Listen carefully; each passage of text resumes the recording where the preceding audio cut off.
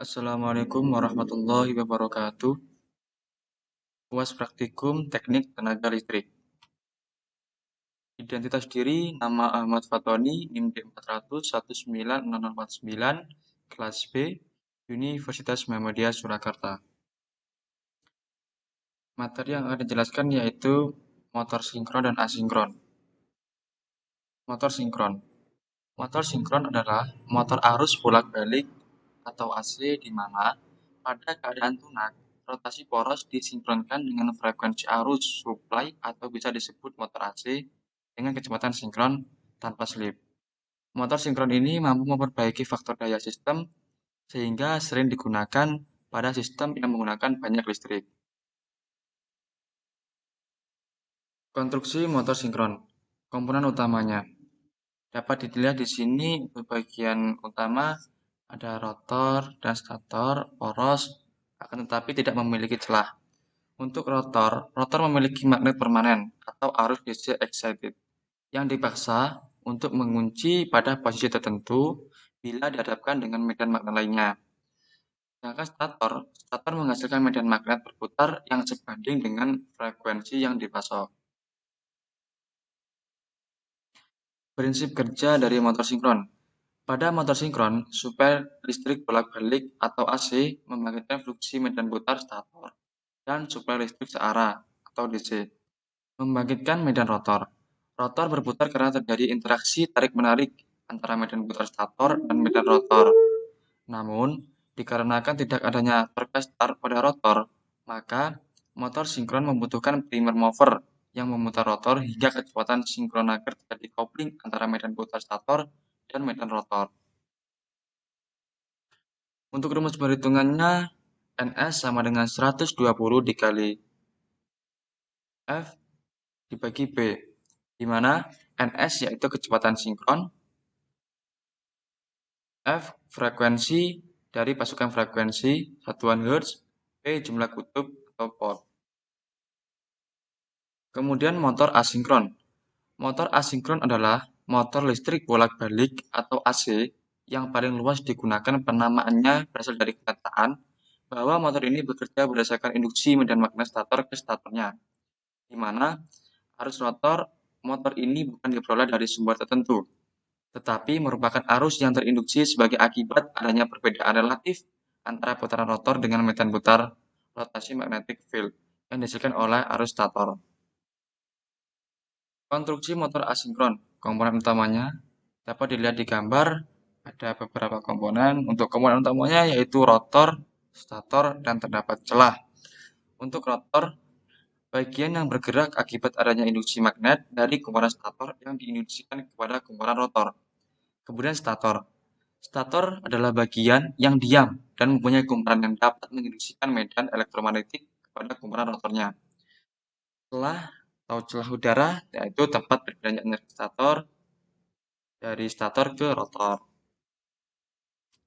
Kemudian prinsip kerja dari motor asinkron. Motor induksi bekerja berdasarkan induksi elektromagnetik dari kumparan stator kepada kumparan rotornya. Bila kumparan stator motor induksi 3 fasa yang dihubungkan dengan suatu sumber tegangan 3 fasa, maka kumparan stator akan menghasilkan medan magnet yang berputar. Garis-garis gaya flux yang diinduksikan dari kumparan stator akan memotong kumparan rotornya sehingga timbul EMF atau GGL atau tegangan induksi. Karena pengantar kumparan rotor merupakan rangkaian yang tertutup, maka akan mengalir arus pada kumparan rotor. Pengantar kumparan rotor yang dialiri arus ini berada dalam garis gaya flux yang berasal dari kumparan stator sehingga kumparan rotor akan mengalami gaya Lorentz yang menimbulkan torsi yang cenderung menggerakkan rotor sesuai dengan arah pergerakan medan induksi stator.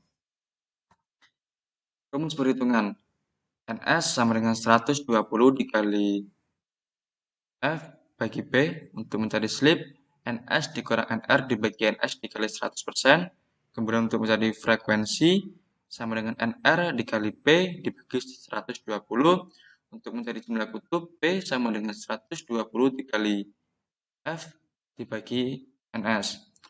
Di mana NS yaitu kecepatan sinkron, F frekuensi dari pasukan frekuensi atau Hertz, P jumlah kutub atau pole, NR yaitu kecepatan saat beban. Kemudian analisa rangkaian start delta. Dapat dilihat untuk di sebelah kiri adalah rangkaian start, kemudian sebelah kanan adalah rangkaian delta. Untuk rangkaian start yaitu nilai arus sama dengan pada line 3 fasa. Nah, sedangkan nilai arus delta akar 3 pada setiap phase.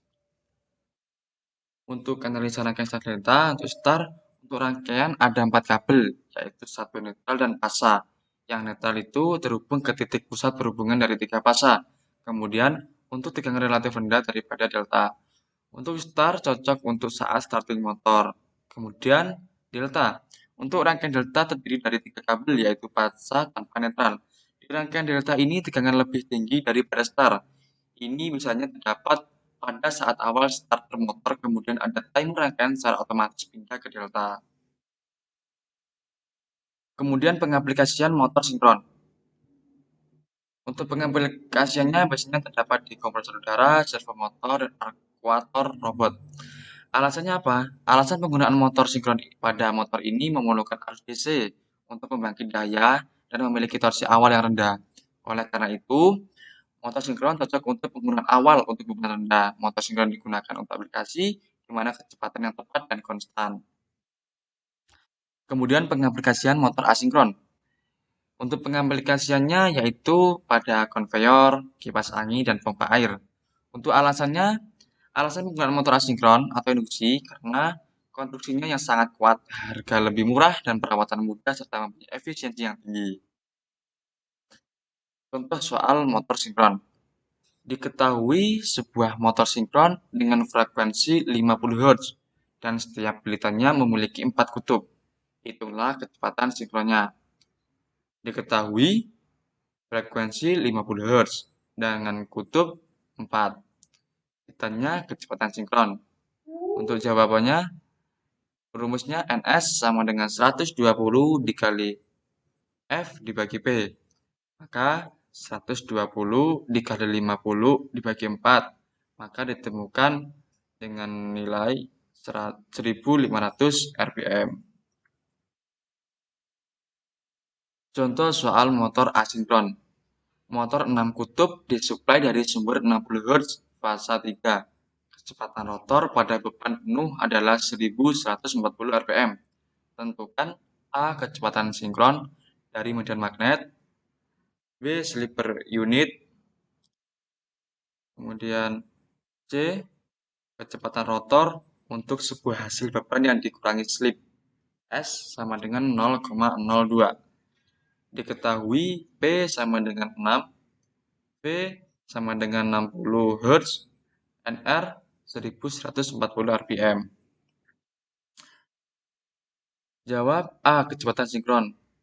Berarti NS sama dengan 120 dikali F dibagi P. Maka 120 dikali 60 dibagi 6. 120 dikali 60 sama dengan 7.200. Kemudian 7 dari 7.200 dibagi 6 didapat hasil kecepatan sinkron 1.200 rpm. Kemudian mencari slip per unit. Rumusnya yaitu S sama dengan NS dikurang NR dibagi NS. Maka 1.200 dikurang 1.100 dibagi 1.200 sama dengan 0,08. Kemudian kita kali 100%. Maka slip per unit didapatkan hasil 8%. Kemudian yang ketiga, kecepatan rotor untuk sebuah hasil beban yang dikurangi di slip 0,01. S sama dengan NS dibagi NR. Sama dengan 1 dikurang NR dibagi NS. Maka kan 0,01 sama dengan 1 dibagi NR dibagi 1.200.